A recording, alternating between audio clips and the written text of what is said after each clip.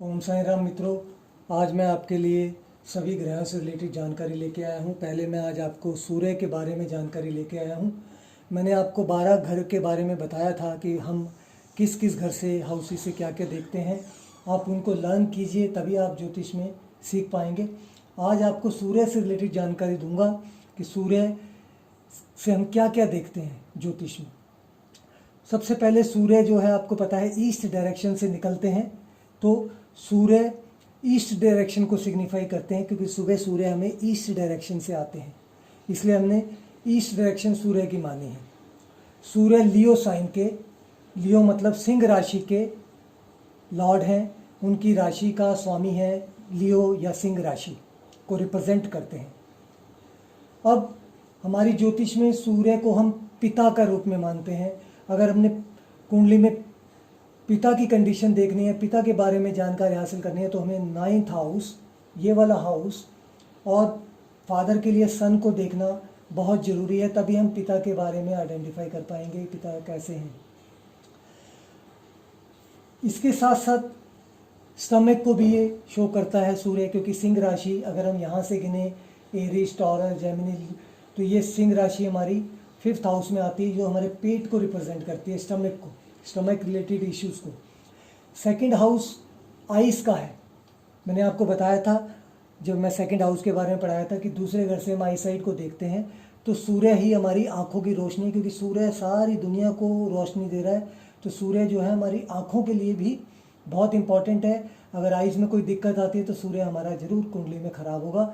2nd house में सूर्य हो, 12th house में, 6th हाउस में, 8th हाउस में, और पाप ग्रह पीड़ित हो, राहु केतु शनि वगैरह के साथ हो, तो उन लोगों की जरूर आँखों में कोई ना कोई रोग होता है, आंखें कमज़ोर होती हैं। सूर्य गवर्नमेंट सेक्टर को रिप्रेजेंट करता है। अगर आपको कोई गवर्नमेंट जॉब चाहिए, अगर आपको कोई गवर्नमेंट से कोई फ़ायदा चाहिए, गवर्नमेंट से कोई आपको ठेका चाहिए, गवर्नमेंट से कोई बेनिफिट चाहिए, तो आपके लिए सूर्य की इम्पोर्टेंस बहुत ज़रूरी है। और अगर आपको कोई ऐसी जॉब करनी है जहाँ पर आपको गवर्नमेंट से रिलेटेड है, या गवर्नमेंट में ही आपको सेक्टर में जाना है, तो सूर्य की इम्पोर्टेंस है। सूर्य हमारी सोल को रिप्रेजेंट करता है, आत्मा का कारक है। सूर्य हमारे लिए बोन्स और टीथ को, जैसे बच्चा पैदा होता है तो 2, 4, 6 महीने के बच्चे को हम लोग सूर्य की रोशनी में बिठाते हैं, दिखाते हैं, क्योंकि उससे उसकी बोन्स स्ट्रॉन्ग हो। तो सूर्य हमारे बोन्स को स्ट्रॉन्ग करता है, हमारे टीथ को स्ट्रॉन्ग करता है, मतलब हमारा को कैल्शियम देता है, विटामिन डी देता है। अब अगर हमें डॉक्टर बनना है, मेडिसिन से रिलेटेड करना है, मेडिसिन का डॉक्टर बनना है, एमडी बनना है, या हम डॉक्टर लाइन में जाना चाहते हैं, तो हमें सूर्य की स्थिति बड़ी इंपॉर्टेंट है कुंडली में।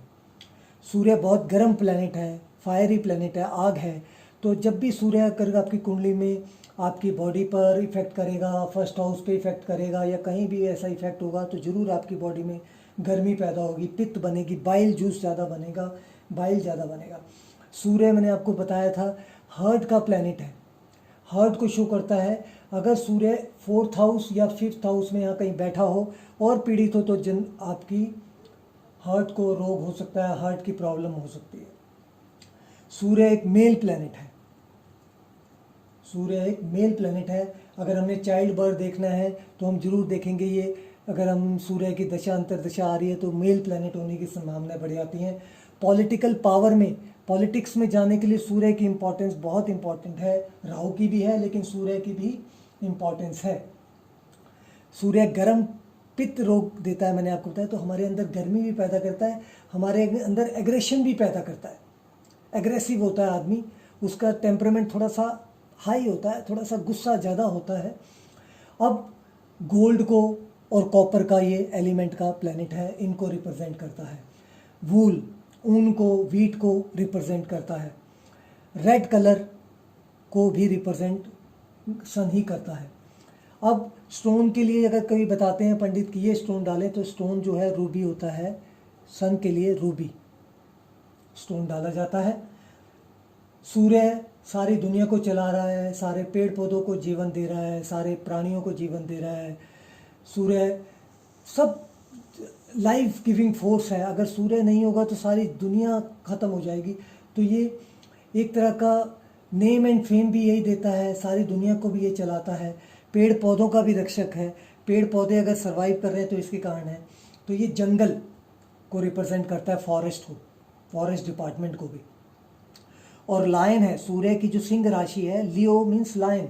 लायन कहाँ रहता है? जंगल में। जंगल मतलब मीन्स फॉरेस्ट डिपार्टमेंट। तो फॉरेस्ट से रिलेटेड लकड़ी का काम, वुड, वुडन, सारा सूर्य के अंदर आता है। सूर्य बालनेस का कारक है, गंजापन। किसी को बहुत जल्दी बाल उतर गए, गंजे हो गए, यंग एज में बाल निकल गए, तो सूर्य जरूर कुंडली में ऐसा, क्योंकि ये पित्त बनाता है, गर्मी से बाल झड़ जाते हैं। आपकी हेल्थ के लिए, आपकी स्ट्रेंथ के लिए, आपकी बॉडी की एनर्जी के लिए, आपकी पावर के लिए, आपकी आत्मा के लिए, आपके अंदर कुछ करने की क्षमता के लिए सूर्य की इम्पोर्टेंस बहुत ज़रूरी है। क्योंकि जितना सूर्य स्ट्रांग होगा उतना आप बॉडी से भी स्ट्रांग होंगे, उतना आपके अंदर एनर्जी लेवल भी बहुत हाई होगा, आप करने को तुरंत एक्टिव रहेंगे। जैसे मैंने बताया वुड का और फॉरेस्ट का ये प्लेनेट है। अब आइए, सूर्य मैंने आपको बताया आग है, फायर है, तो ये फायर को भी रिप्रेजेंट करता है। कहीं आग लग जाना, फायर, गर्मी, किसी भी तरीके से, चाहे शरीर की गर्मी हो, शरीर में फीवर, हाई फीवर आ रहा है, उसका मतलब सूर्य की इफेक्ट है।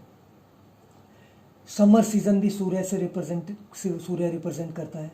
ये एजुकेशन भी देता है अच्छी। अगर सूर्य, सन एंड मरकरी 5th हाउस में हो, बहुत स्ट्रांग हो, तो बहुत अच्छी एजुकेशन मिल सकती है।